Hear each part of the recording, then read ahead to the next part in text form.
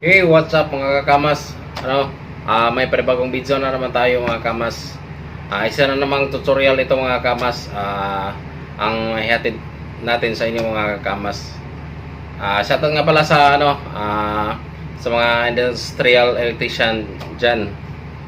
At sa marunong na ito na mag-wiring nitong ganitong klaseng magnetic contactor na malaki yung dalawa ng switching na ginamit niya.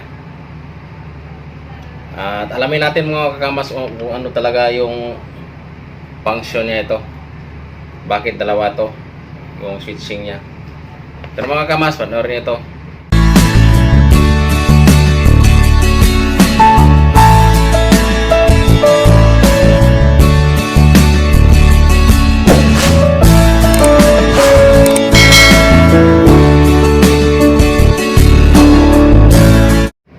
Ito na mga kamas yung magnetic contactor. Yung dalawa ng ginamit niyang switching mga kamas. Ito mga kamas, normally open at saka INC.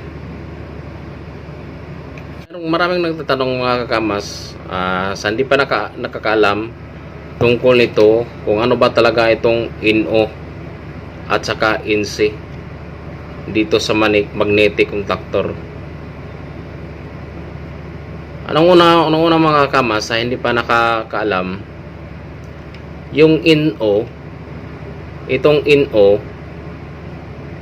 ito ay in English is normally open. Normal open siya mga kamas. At ito naman yung INC is normally closed. Ito yung tawag sa NO at saka NC mga kakamas. Normally close at saka normally open at saka normally close. At itong klaseng mga magnetic contactor mga kakamas ay dalawa ng ginamit na contact. Itong sa itaas at meron dito sa baba. At ito sa kabila.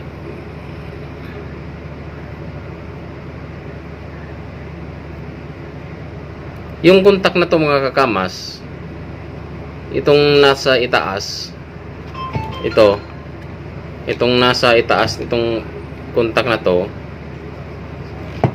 para malaman natin mga kamas, kukuha tayo ng tester.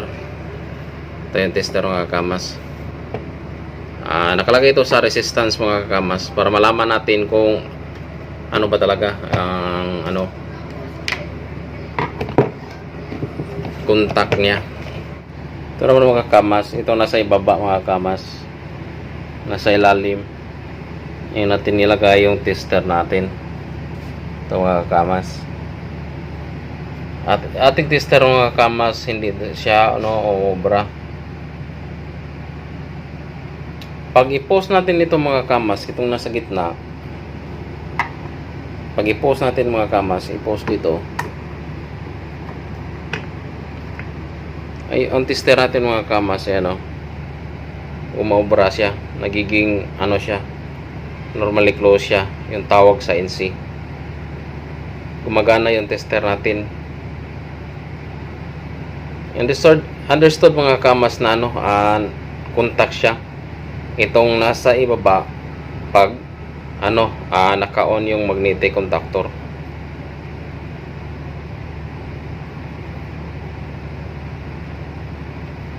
Pag kunin ko to mga kamas, tingnan natin yung yung tester. Ito, bumaba siya mga kamas. Kaya itong contact na to sa ibaba mga kamas ay normally open siya pag di siya naka-on itong magnetic contactor. Pag di siya naka-on,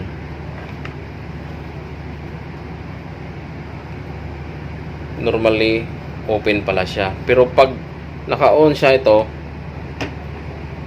yung tester natin ay gumagana. Yung contact mga kamas ay naging normally close na pag mag-on na itong magnetic contactor natin.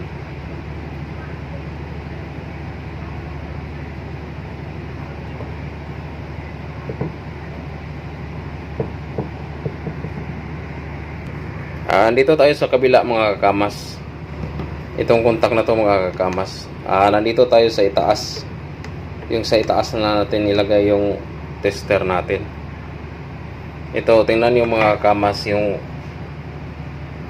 tester natin ay nag-obra siya. Yung itaas mga kakamas ay normally close pala siya pag hindi siya maka-on yung magnetic contactor natin. Contact pala siya pag hindi siya mag-on. Pag i-post ko to mga kamas, tingnan natin mga kamas. Ito na mga kamas. Pag i-post ko ito, nagiging open siya itong switching na to, yung sa itaas. Kaya pala itong nasa itaas mga kakamas, pag open siya, pag hindi nag-on yung ating magnetic contactor, ay normally close siya. Normally close ito. Normally close siya. Tapos kung mag-on na siya, itong magnetic contactor natin ay mag-open. Nagiging normally open.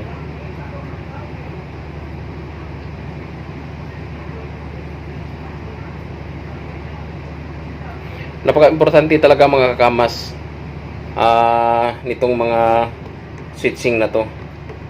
Ito mga kakamas, napaka-importante talaga ang ganitong klaseng magnetic contactor.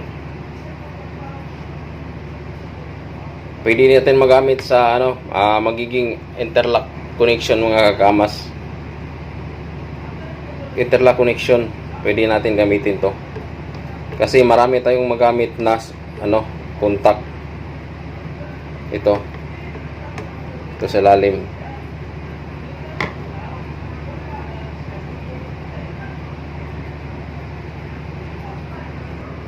Unang-una mga kamas, hindi pa marunong mag-wiring nito, dapat malaman mo muna yung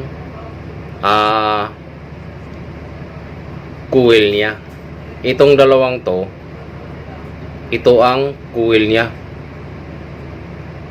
Dito ka mag-supply ng 200 to 20 volts. Yun ang pinaka importante mga kakamas.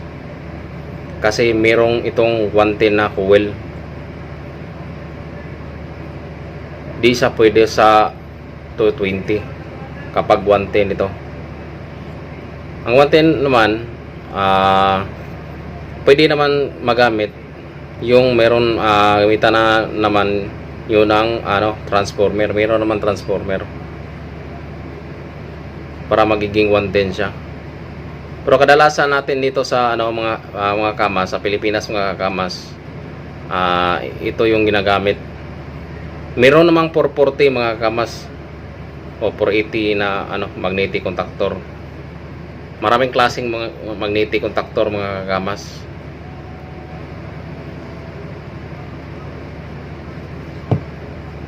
Para mag-obra yung magnetic contactor natin mga kamas, dito ilagay yung supply natin. Ito yung isa, yung line natin, pwede dito yung neutral.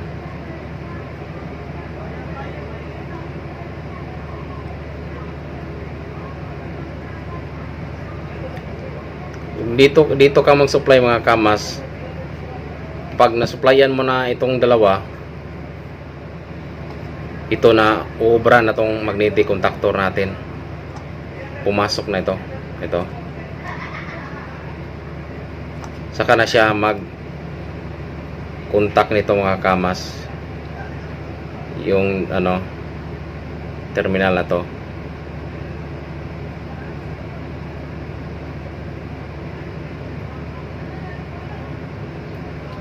Mga kamas, sana mga kamas mayroon kayong kunting natutunan tungkol itong magnetic contactor mga kamas, kasi napaka-importante talaga ito pag ginamit mo ito sa mga lalo na sa induction motor. Nalaman din ng mga kamas sa hindi pa nakakaalam, at ito naman yung INC sa magnetic contactor, yun pala ay normally close. Napaka-importante talaga mga kamas pag nalaman mo ito pag mag-wiring, pag magamit ka nito mga kamas.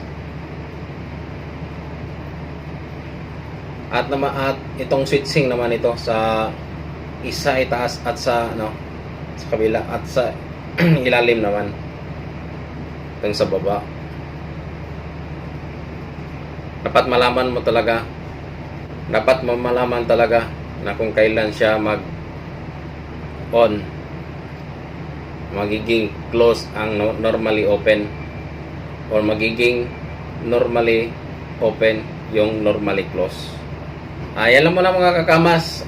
Sana mayroon kayong kunting natutunan tungkol itong magnetic contactor. Shoutout pala sa mga electrical, lalo na sa mga industrial, sa mga nagamit nito. Malaking tulong talaga to para sa protection.